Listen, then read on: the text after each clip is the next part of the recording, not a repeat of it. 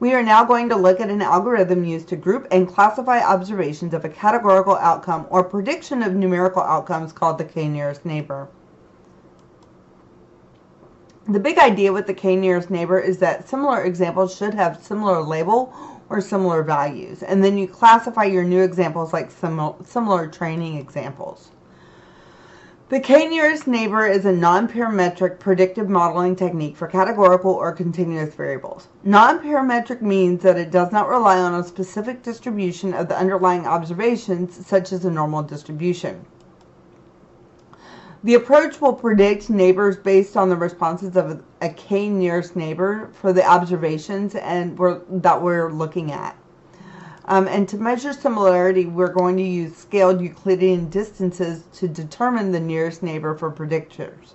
There are other types of distances that we'll look at quickly in a few slides that we can use, but Euclidean distance is the standard that's used in many of the standard programming languages out there. It's considered a lazy learner because it's not really learning anything but merely storing the training data verbatim, and it's also known as an instance-based learner. So let's look at an example to add some clarity. For one input x and one input y, here is the table with the observations and the plot of those observations. If we use the nearest neighbor model for k equals 1, the nearest point for point number 1 is going to be point number 2. Therefore, the predicted value for point number 1 would be 15, since point number 2 is equal to 15.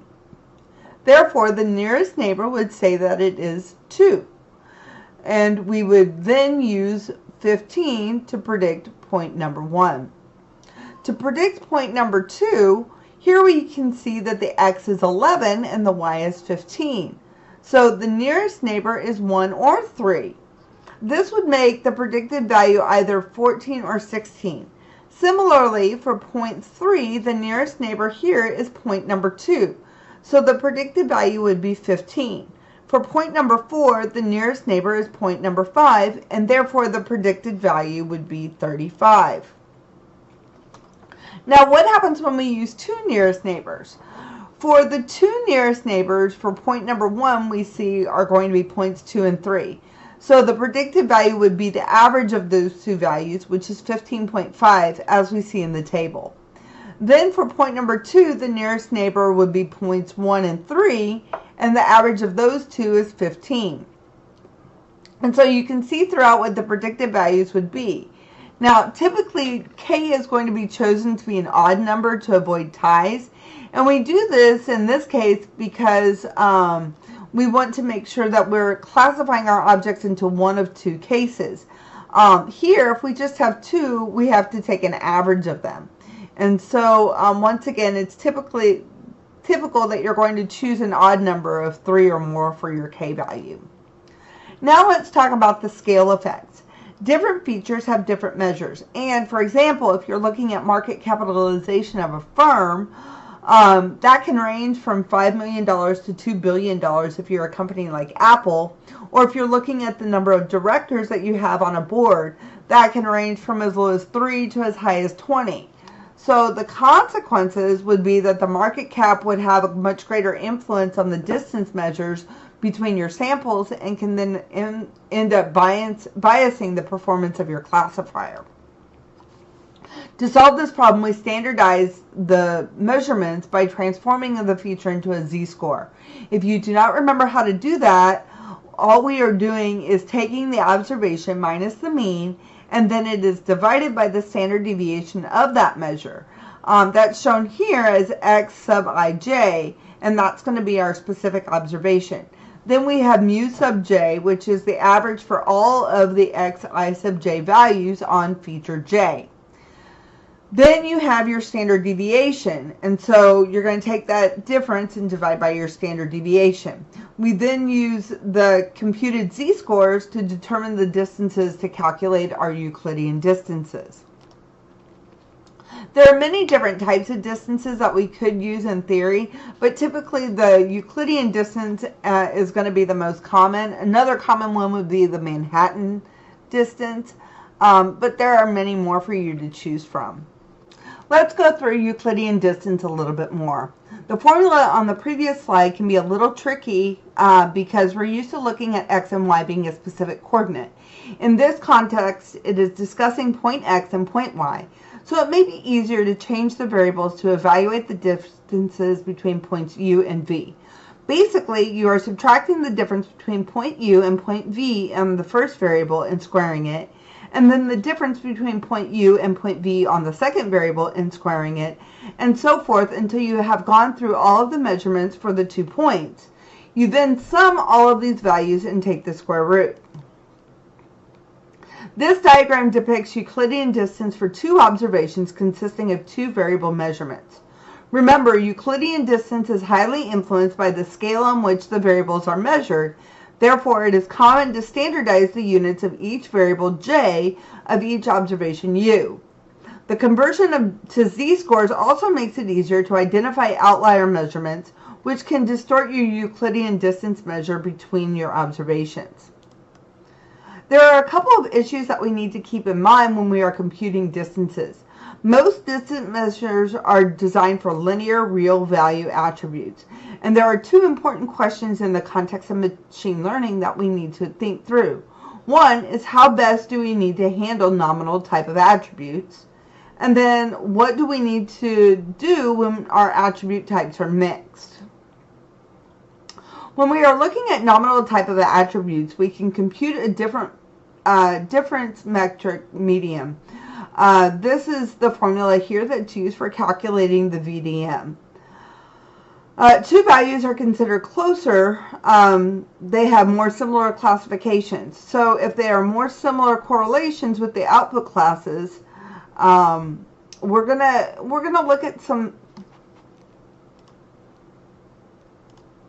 When we are looking at nominal type of attributes, we can compute the value difference metric median. And this is the formula here that we use for calculating the VDM. 2 values are considered closer to have more similar classifications. That is, if they have more similar correlations with the output classes. There are methods to deal with nominal attributes, and typically it does require some additional work that you will need to do with the data to compute these metrics. Now let's revisit the cursive dimensionality within the context of KNN problem, which presents its own challenges. The prediction accuracy can quickly degrade when the number of attributes grows, as we've talked about before. Irrelevant attributes can easily swamp out information from relevant attributes. When there are many irrelevant attributes, the similarity or distance measures become less reliable. Here we have a visual representation of the distances between points in 1, 2, and 3 dimensions. As you can see from these illustrations, is that as you add more dimensions, the distances between the dots gets larger.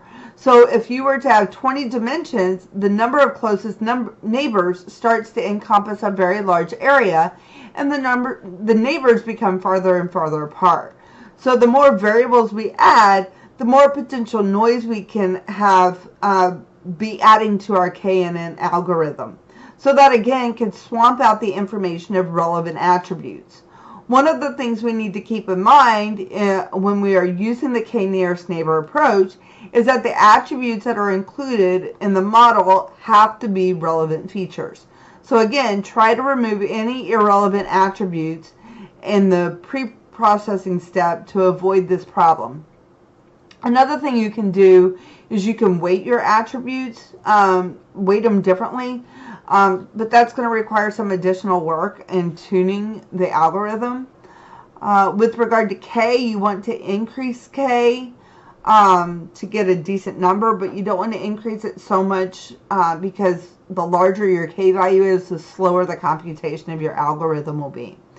So fortunately enough, there are some things that we can do within most statistical packages and tools that will allow us to fit multiple k's pretty quickly and then choose among them. In your statistical software program, you can include a validation column that you can use for assessment. And again, our assessment, we're always going through and using our test data set for that. The data set that the algorithm has not seen.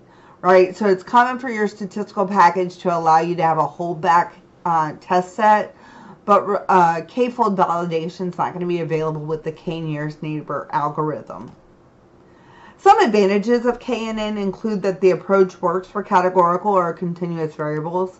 It can automatically evaluate k from k equals 1 to some user-specified value. So if you want to do 10 or 20, the software can use the algorithm easily to do that for us.